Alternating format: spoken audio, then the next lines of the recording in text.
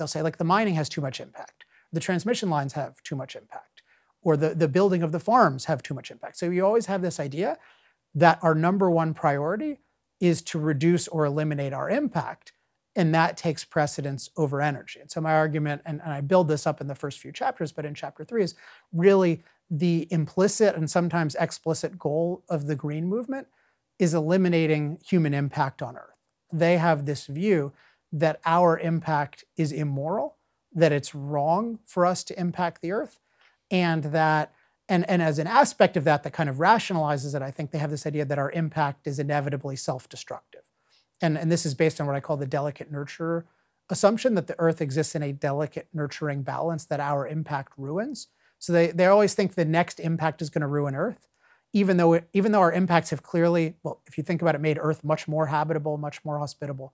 So far, life expectancy is from 30 to in the 70s. But now, but people always think, oh, the world is always about to end, right? And I document in chapter 2, we're supposed to run out of resources. We have more resources than ever. We're supposed to have an incredibly contaminated environment. We have a cleaner environment than we used to. We're supposed to have apocalypse from global cooling and global warming, and we've had declines in deaths from climate. So the world is getting much better, but people think it's getting worse.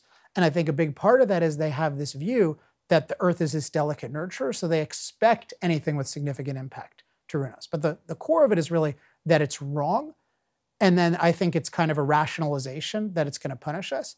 And I think the best analogy for this, and it's not even really an analogy because I think of it as a religion, is you have to think of it as a religion.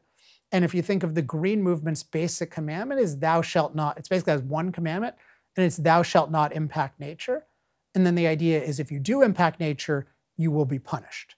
That you're going to be punished by the Gaia or the nature god or however they think of it. And you think of like global warming and climate catastrophe, it really does, it's a hell kind of narrative. It's really we're getting punished for our sins,